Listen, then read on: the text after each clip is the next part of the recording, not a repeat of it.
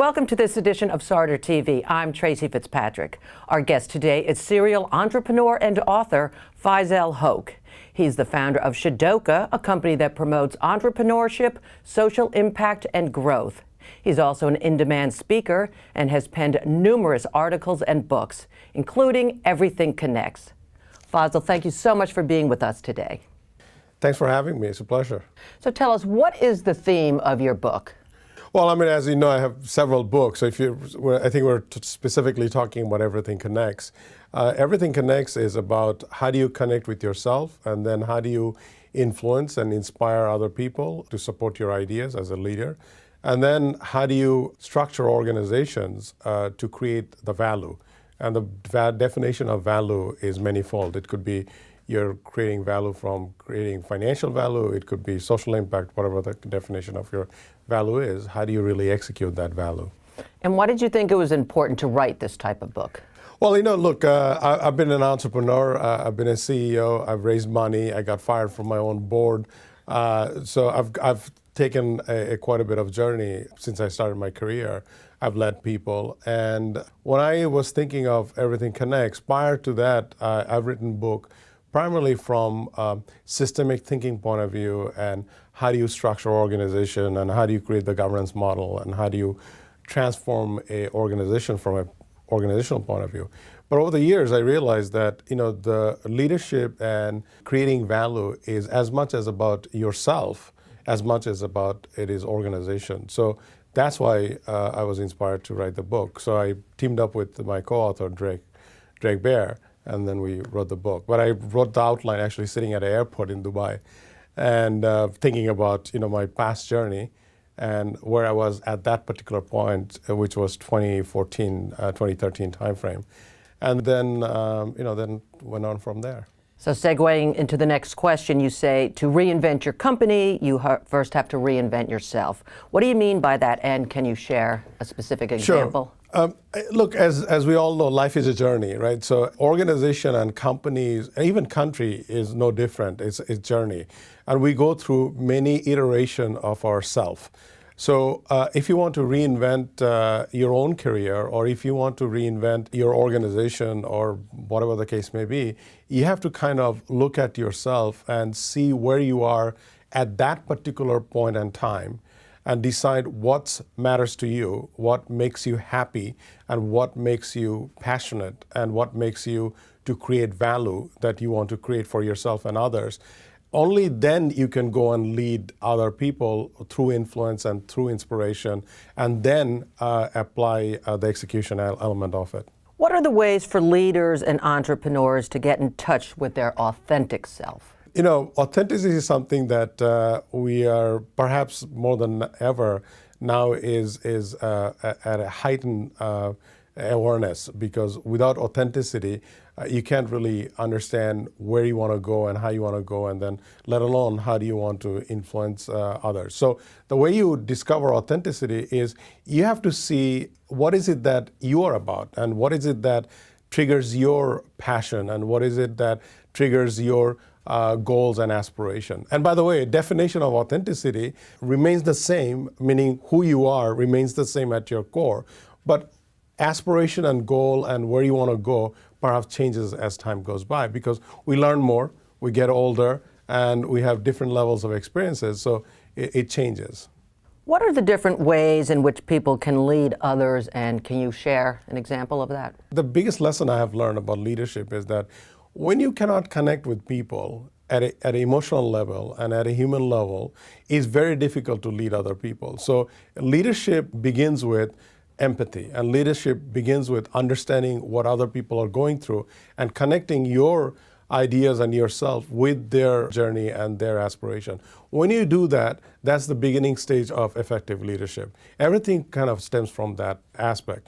Now, obviously, leaders who have vision and connects with people but cannot execute with some sort of a systemic way of execution, they fail. So leadership is both about emotional connection as well as systemic execution. You talk a lot about our individual, interpersonal, and organizational working lives being interconnected, and by understanding these connections, that we can learn to innovate in new ways. Can you elaborate on that a little bit more?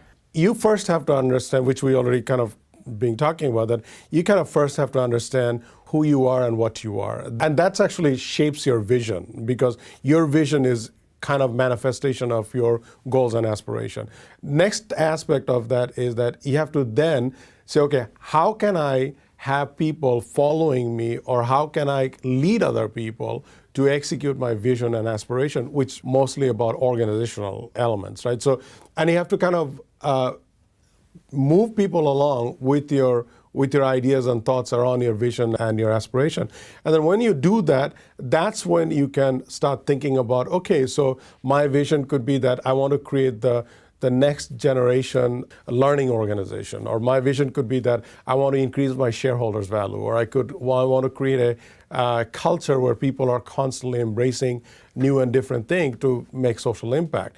So that's your vision. And now you have to mobilize your organization behind that ideas, but you also have to put together the structure and the reward system and the process so people can follow how they go about taking that idea and thought and manifest those ideas and thoughts into real, tangible output and performance. As a leader / entrepreneur, how does this understanding help connect with employees and the stakeholders? It connects or doesn't connect because first you have to have a clear vision of what you want to do, but then you have to connect at an emotional level. But obviously the shareholders cares about performance, right? So performance has to be something tangible, but it's a deeply interconnected process, because if you cannot inspire people, you cannot have high-performing team. And if you cannot have high-performing team, you cannot create shareholders' value. So that's why it's all interconnects. And how does a customer-centric leader differ from others? Customer-centric leaders are deeply aware of what's going on outside of their organization. Like, look at right now. I mean, we have so many things that are changing throughout the globe. Terrorism, political shifts, socioeconomic unrest, customer tastes are changing, next generation consumers are coming to play. All of that is outside factor, right? So it is utterly important as an outside factor, as a leader, to be aware of those outside factors and then mobilize yourself and your organization to constantly impact and adapt to those outside factors.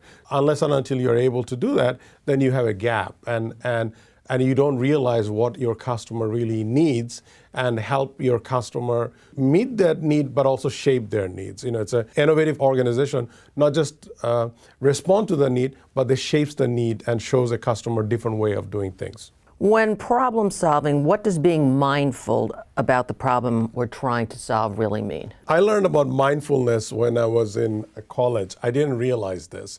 I was a graveyard shift janitor, and my supervisor used to say, look at the floor, and when you're cleaning the floor, don't think about anything else, just focus on the floor, and you're one with the floor. It's kind of almost like Yoda type of response from him, because I would constantly get distracted. So mindfulness about being utterly focused one and only one thing, so that you can have deep concentration with the things you're doing, the people you're with, or the problem you're trying to solve. So that the greatest result comes from not trying to come up with a solution, but spending most of your time understanding the problem and concentrating what problem you're trying to solve. So if you can't concentrate on solving the problem, you're not going to come up with a solution. So I'm sure we constantly hear this term that a solution looking for the problem, because we're not focusing on what problem we're trying to solve, we're focusing on what solution can we create. So it's almost like looking at it backwards, saying that let me spend utter concentration and being mindful about what problem we're trying to solve and who's it for and how it's going to impact the people, and then try to come up with the solution. With mindfulness, realistically, are people going to be able to be 100% mindful with all our distractions in the 21st century with technology? Look, it's a very difficult task. Like, for example, I'm sure you see this in every day. You're sitting at a dinner with your child or with your spouse, whatever the case may be, everybody takes their phone out and looking at things. You're in a meeting, and even in board meetings, right, people are pulling up their phone, and it's very, very unproductive, disrespectful, and it doesn't work. So you have to create the discipline of almost unplugging yourself from that kind of distraction. Otherwise, you're going to be unproductive, and you're not going to perform as a team as a whole. And that also actually trickles down to your personal life. You're not connecting with your family members because you're completely in tune with whatever that's going on in your digital media. It's just not a good way of living altogether. Can you talk a little bit about what it means to be skillfully ignorant and share an example? When we think that we know it all, or we are not open to new ideas, we develop a series of biases.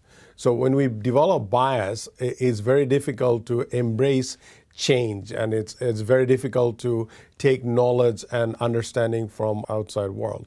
So skillfully ignorance, we kind of adopted this from Buddhist philosophy of beginner's mind, in the sense that you have to kind of force yourself to check your ego out, put your biases down, to constantly learn from whatever you can from other people, outside environment, and force yourself to get out of your comfort zone to grab knowledge, and that's what actually makes you more knowledgeable and skillful as time goes by. So it's a conscious effort to put out your biases and put down your biases and embrace any bit of learning that you can possibly get from outside world. Why do organizations become static? Actually, organization becomes static exactly the reason what I just said, that you develop a set of biases, like, we always do it this way, or it has always worked for us. Why do we need to do this way? We're getting customer because this is how we do it. So why do we have to change? But what happens is that, this is not a new thing. For 100, 200, 300, 400 years, change is what driven progress, and change is what driven business and commerce and social improvement, or whatever the case may be. So when you keep saying that we don't need to change because this is what has worked, that's when you become staggered and stale and obsolete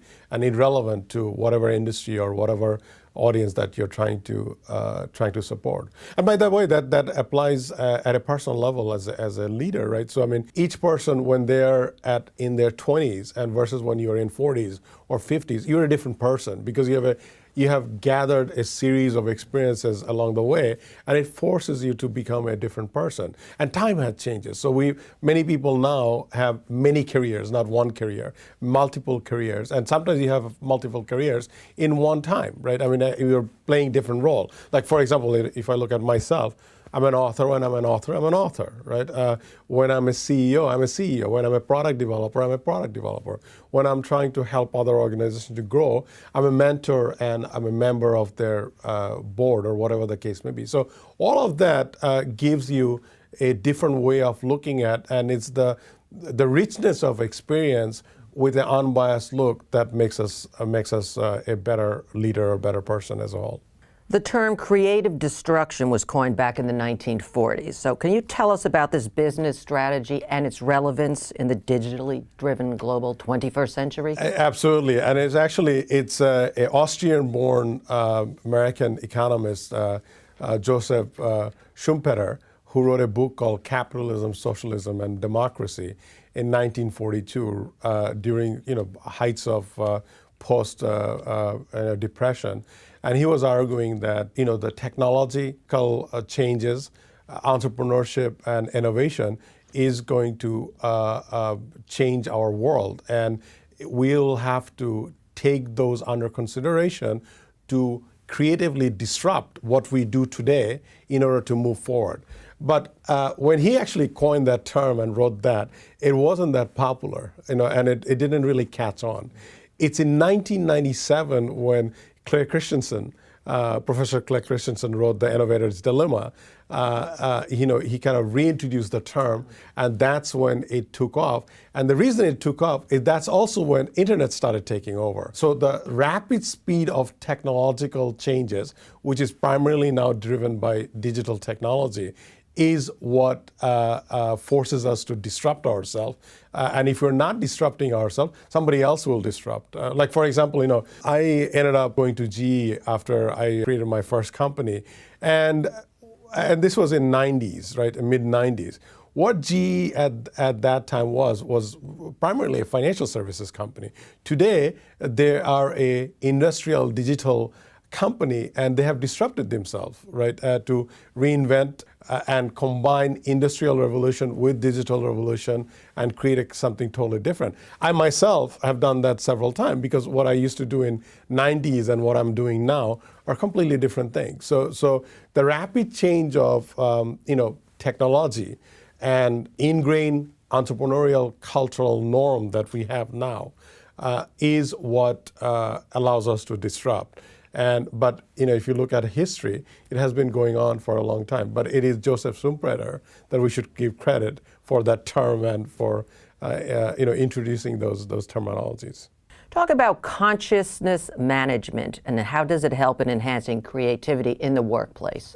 Consciousness is about being conscious about who you are and how you feel and how you craft your vision. But the consciousness is also about being very aware of other people, which is really about empathy. So, for example, if you are not aware of your team members or your organization's current situation or how they feel or what they're going through, it's very difficult to motivate them. You cannot just say, make it happen. I mean, this is not, it's not like being on Star Trek, make it happen and it just happens, right? So we're talking about a human being. Business and organization is about human being as much as about technology and process and organization and whatnot. So it makes sense that when you are aware and you're conscious about what's going on with the people that you're leading, you can lead them better. So, for example, I'll give you, it's a kind of an interesting time in our world, right? So, we have this global uncertainty. People are worrying about traveling because all sorts of things are going on. So, let's say I'm sitting down with one of my team member or employee, whatever the case may be, and they have to travel overseas.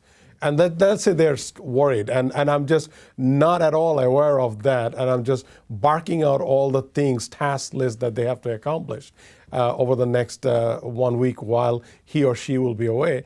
That person is not going to be very motivated. So it's my job as a leader to be aware what's going on in that person's life, but also what's going on in the world, and provide them a guidance or a reassurance that I care about their concerns. That actually makes them more effective and more productive, right? So that's just a simple example of what consciousness means.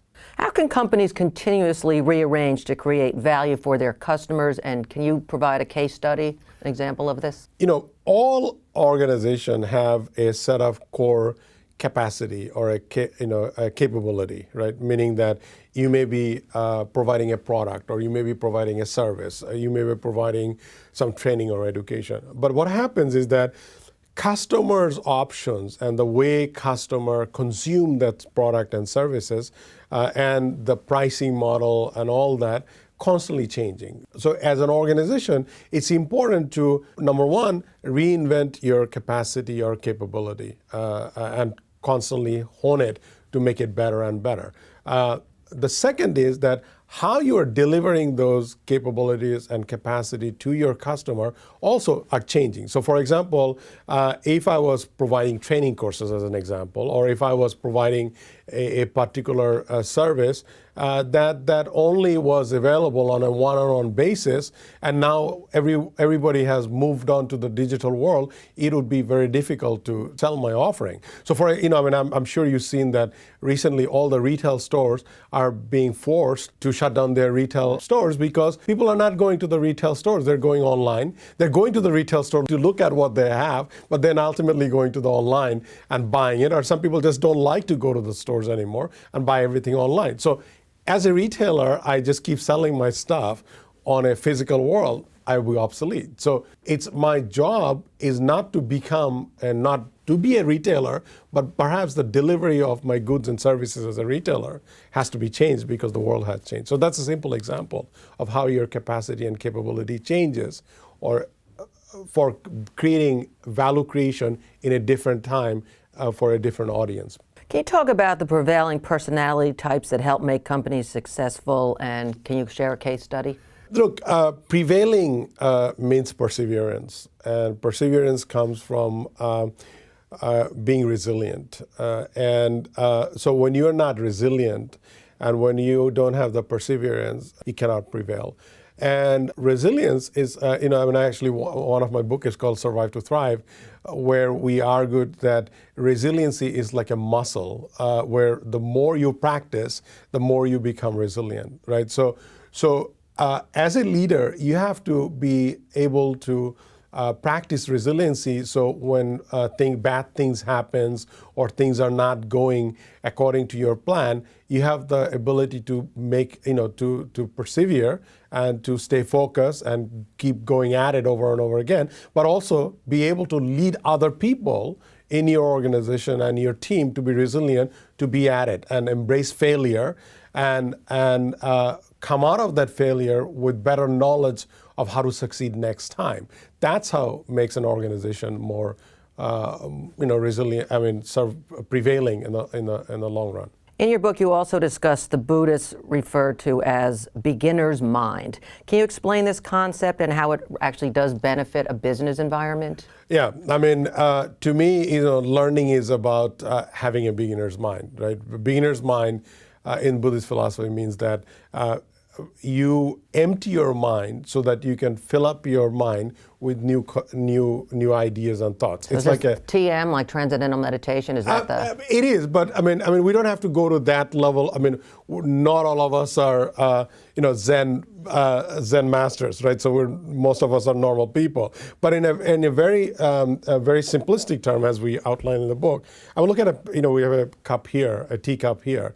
How much tea we want to put in is really up to us, and the cup becomes a container of the tea. So our minds are kind of like that. How much we want to put in there, it's really how much the mind can take, right? And so you have to empty your cup to put to pour a new tea in it. So similarly, if you want to grab new knowledge, you have to kind of empty your mind and create a notion of beginner's mind to embrace new set of knowledge. And you cannot go there with biases that I already know it, I don't need to learn it. Or I've seen it before, why do I have to go through this again?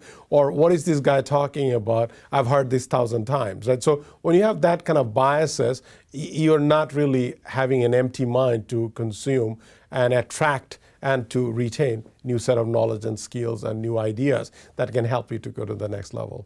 Your book seems to place a lot of value on meditation. How can it help with enhancing our performance and productivity? Meditation helps you to be focused, to be mindful, and to be create a beginner's mind, right? So which we just kind of talked about. So different people meditate different way. You can sit at a quiet place and meditate, which is really meditation is about emptying your mind so you feel refreshed. So when you out of the meditation, you can do something better. That's really at a simplest term what meditation means. So for me, when I cook, I meditate. When I'm listening to music, I meditate. When I'm walking in the nature, I'm meditating. When I'm driving, I'm meditating, right? So these are doing stuff that's not forced upon us, but we're doing it to be completely one with our mind and whatever is surrounding us, so that we can sharpen our mind to be more focused and doing one thing at a time, not doing multiple things at a time. When we do one thing at a time, the output becomes better, but also it goes faster. Next time when you're in front of a computer and typing an email, try typing the email while you're talking on the phone and looking at your Skype message. Exactly. So what happens? The email turns out to be, just a simple example, not so well crafted. And who suffers? receiving that email really doesn't understand what you're trying to say, and you also suffer because you were not able to communicate what you wanted to communicate, right? So same way when we're in a meeting, I'm talking to a group of people, but I'm looking at my phone at the same time. So it's disrespectful. It really boils down to disrespectful. As a leader and as a person, it is important that I pay attention, concentrated attention to another person. That's respecting another person as a person. It's not about, I'm the CEO and that person is a project manager, whatever the case may be. All that comes from that meditative mindset where I have to be focused on one thing at a time and nothing else. And I have found out, this is not theory, I have found out over the years that I do much more in 2 hours now than what I used to do in a day because I do one thing at a time. I don't do too many things in a day. That's why it's important for business performance. And I know same what goes with athletes. If you look at athletes, they do one thing at a time, right? And that's how they get better. We're all performers, right? So to be well performer, you have to focus and you have to practice. That's why meditation helps to perform and practice. So we should stop all this multitasking that we're all caught up in on that treadmill? Totally. Look, I have a 14-year-old son, right? So multitasking. But what I've been trying to teach him, this is that please do one thing at a time. If you do one thing at a time and you can focus, you'll do much better in school, much better in whatever else you do in life. And it's working, like in the morning when he has breakfast, it's a struggle for him not to look at his phone, right? But I'm making him do that. And I do the same thing because when I'm with you, I want to be with you. I don't want to be with 1,000 other things. When I'm doing a particular task, I want to do that task and nothing else. I don't want to think about how I'm going to make next month's revenue while I'm writing a piece for somebody, right? Or I don't want to, trying to motivate my team members while I'm thinking, I really didn't take my laundry out this morning. But that's what mind does to you. So it's important for us to focus and kind of train our mind to be focused. That's where meditation and mindfulness comes in play. How important is cross-boundary collaboration? Look, despite all the hoopla and conversation that, we live in a globalized world, and world commerce and world business is always going to be global.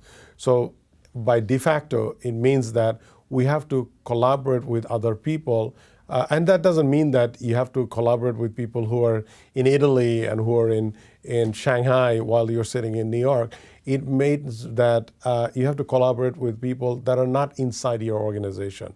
And today's world, we're seeing more and more talented people are freelancers. They have multiple careers, multiple talent that they give to other people. So as a leader, it's important to be able to attract those people, retain those people, and make them support you, support your ideas, and make them produce for you so that you can move ahead. So that's what cross-border collaboration means in a simplest term. In a large organization case, engineering has to collaborate with marketing. Marketing has to collaborate with HR. HR has to collaborate with sales. So the idea of cross-boundary collaboration is not look at yourself as a silo, and not look at yourself in a boundary and open up that boundary so that you can work with other people as a peer, as a collaborator, regardless of your ranks, role, or your title. Okay, from an entrepreneurial perspective, how important is it to have a tech-enabled connection, and can you share a success story about this? Look, I'm a tech entrepreneur, so I can tell you my own story. I have, over the years, even these days when I'm doing a lot of these leadership and creative type of stuff, and I've built offering around that, I have tech-enabled it. The reason it is important is because we live in a digital world, right? So whether we're doing softer things, meaning that we're a coach or a leader, or we're building some product, it's either enabled, distributed, coordinated, brought together all through tech. So if you're not tech-enabled or you're not tech savvy, or at least you don't know how to get tech people to support your ideas, you're not going to be successful. You don't have to be a developer, but you have to know how to, meaning developer meaning a software developer or a technology developer, but you have to know how to utilize technology to take your ideas and products to the market and enable those products and markets with tech enablement. Okay, as a serial entrepreneur and author, what tips can you share with others that are trying to start their own ventures? There's this misconception because there is so much media hype that you start a company in your college dorm and you become successful. Often enough, that is not the case. You succeed as an entrepreneur, most entrepreneurs later in your life because you have more life experiences. So my first advice to any entrepreneur who wants to be an entrepreneur, go learn something from other people first.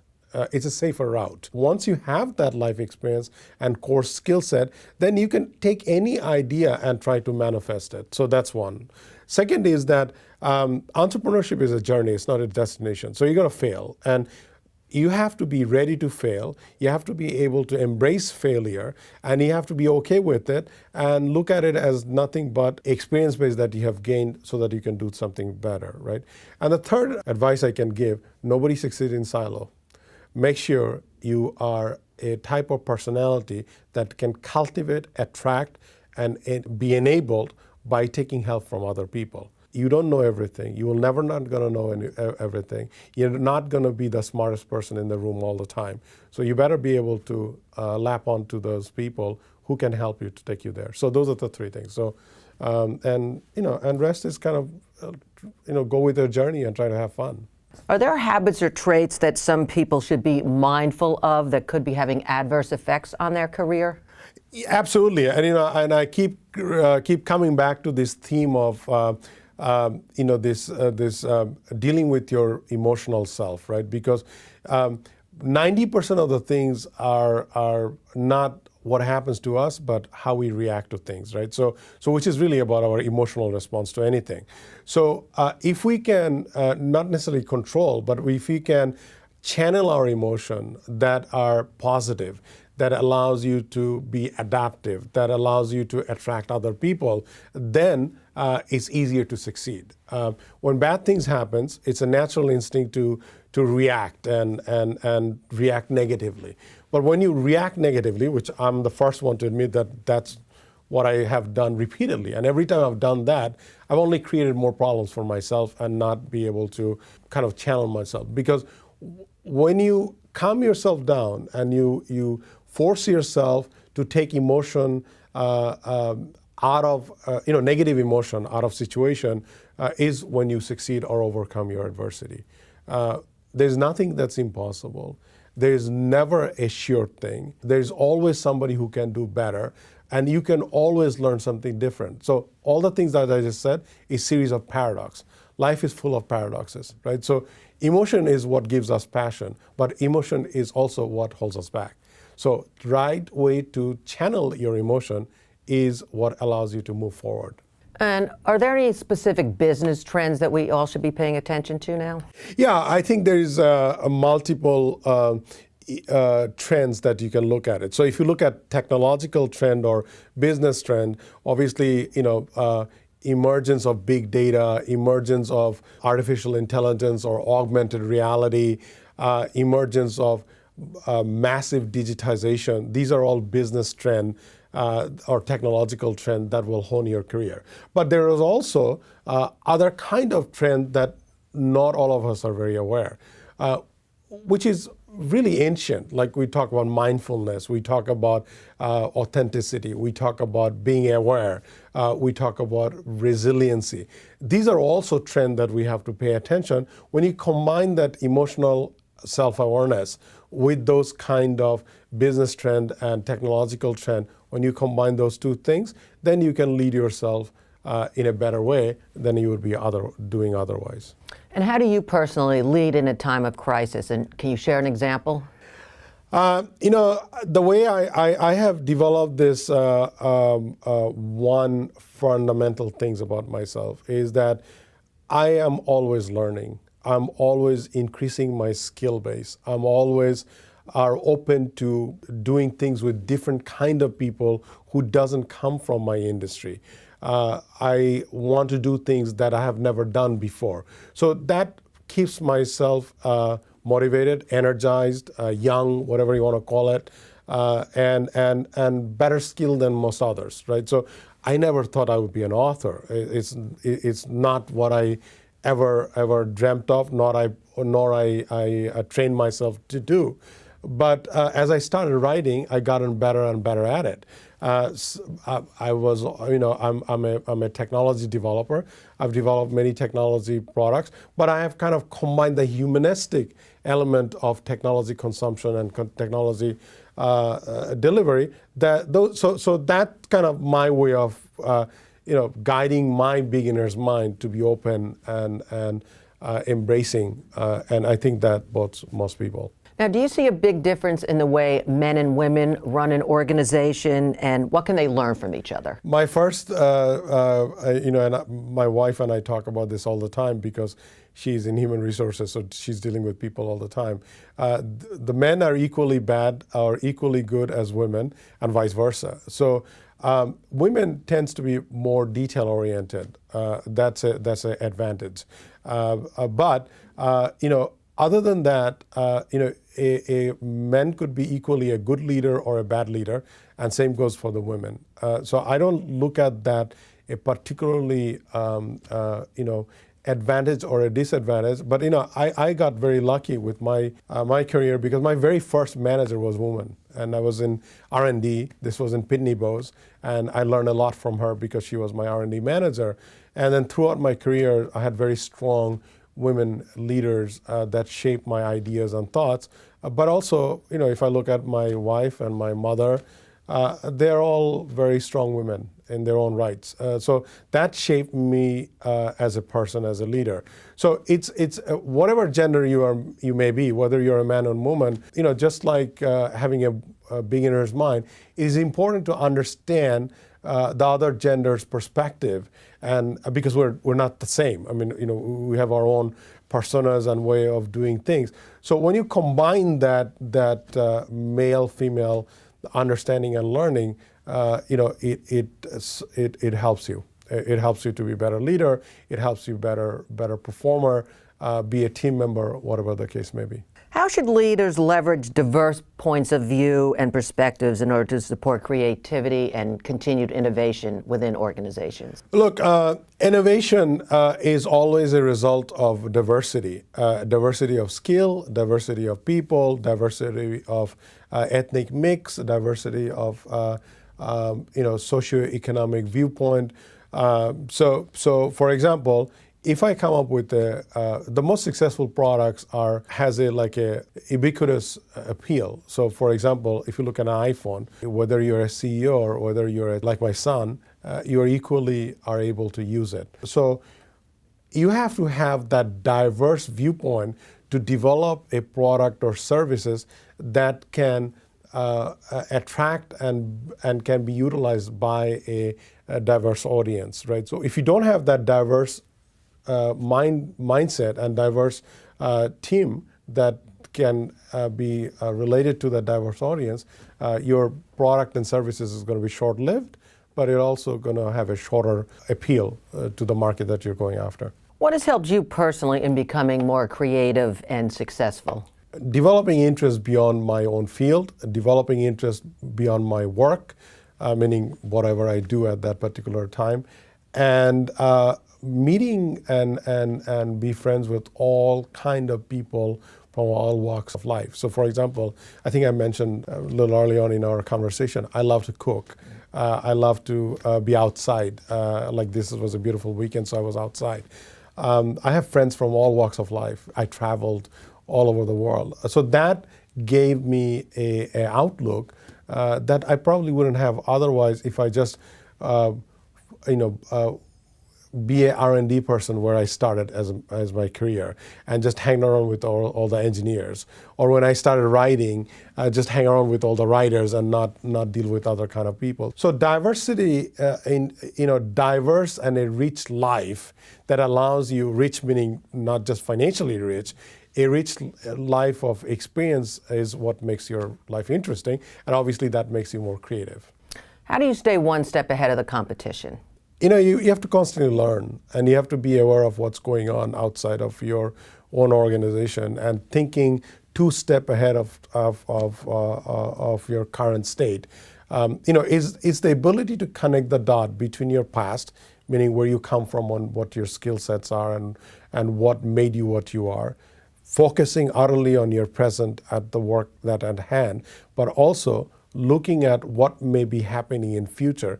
This connecting the dot between past, present, and future, what makes you more competitive and gives you that competitive edge and makes you stay ahead of your game. Okay, so you're an entrepreneur several times over. How important is getting VC funding for new ventures, and is that the only viable option out there for people? When I started out, that was the only option, especially if you came from the tech world. That's not the case anymore, because what has happened, everything is far more accessible, meaning that it's cheaper to develop, cheaper to get customer, cheaper to build brand because of all the media access we have and whatnot. So it takes less money to build a company now.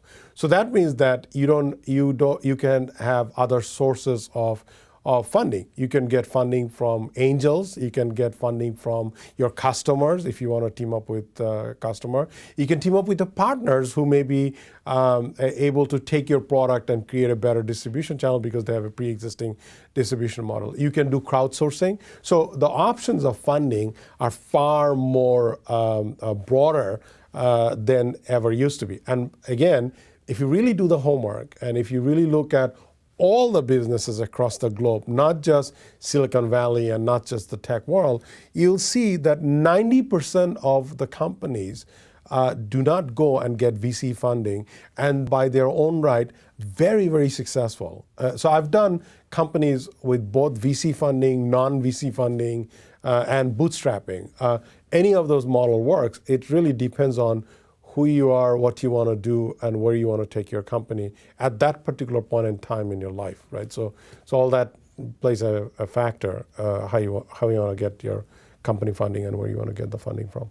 And what do you think some of the biggest fears people have about starting their own ventures, and how can they overcome these fears? It's uncertainty, right? Because when you work for somebody, it's a false notion that you have a paycheck, so you're okay. Right, but you can lose your job, right, and your industry may change. You can, and your company may not be doing well. So this not able to take the risk is what holds people back to start companies.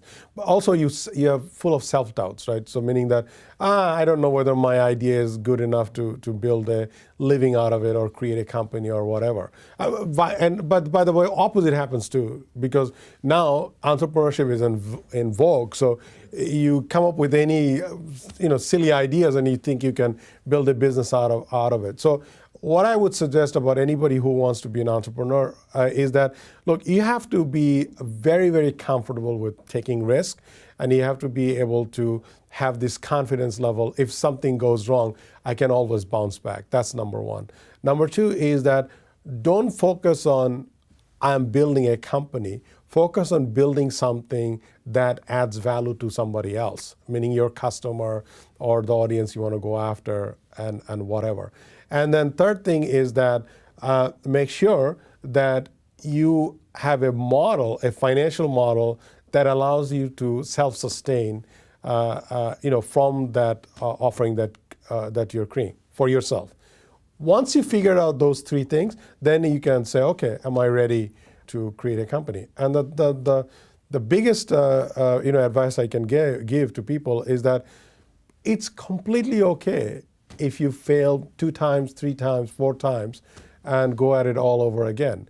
This definition of success is truly upon you, number one, and it's relative, right? So let's say I build a company and I'm making a nice living, and it's really with 3 people. That's a success by in itself. Maybe I built a company and it lasted 10 years, and then it took a tumble for whatever reason that was not in my control, and that's okay too, because it succeeded for 10 years, right? So definition of success, define and be comfortable with that definition of success and execute around that success definition. Now, is feeling overwhelmed part of being an entrepreneur? And if so, how can they get this out of the mindset? Feeling overwhelmed is a human factor, whether you're an entrepreneur or whether you're an employee or whether you are, a average person doing average thing. That's what being human means. So I think it's completely okay to be feeling overwhelmed. The trick is, how do you cope with that overwhelming feeling, and then then deal with it and move yourself forward. So entrepreneurship has an extra burden in the sense that you have created self-created crisis, because you have to make a living for yourself. You have to create a living for other people. You have to create value for your customer, your shareholders, whatever the case may be. So there's an added level of, the overwhelmness or added level of pressure. But that's why it's important to mentally be tough enough and mentally be prepared to deal with those kind of adversity. And by the way, that comes with experience. Or you have to have people who can help you to go through that process of adversity and tough times and whatnot.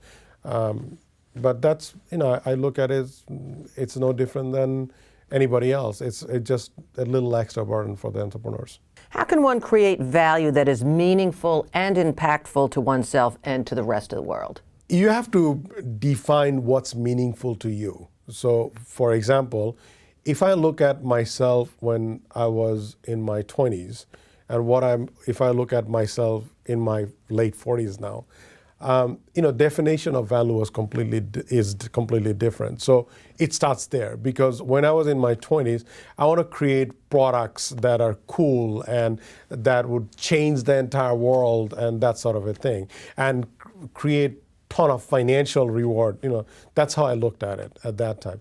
Now, what's important to me is that whatever I'm doing, obviously it pays my bill, but it does something for somebody else, meaning there is a social element to it. There's a social impact to it. So like, for example, I've been doing more and more work through my company for our U.S. federal government and for our public sectors. To me, that's my way of giving. I'm doing work with nonprofit. So that's meaningful to me, and it's value creation. That value creation definition is not about only financials. It's about what makes me feel good about, and is it an impact that I'm making to society as a whole. So your definition of value creation drives how your organization creates value, and then who the value is for. Is it for your shareholder? Is it for your employee? Is it for society in general? All of those are factors. So it's really individual, very individual and very personal. Faisal Hoque, thank you so much for sharing all your knowledge with us today. Thank you for having me. And that's it for this edition of Sarder TV. We hope you enjoyed and learned something new today. Until next time, I'm Tracy Fitzpatrick. Thanks for watching.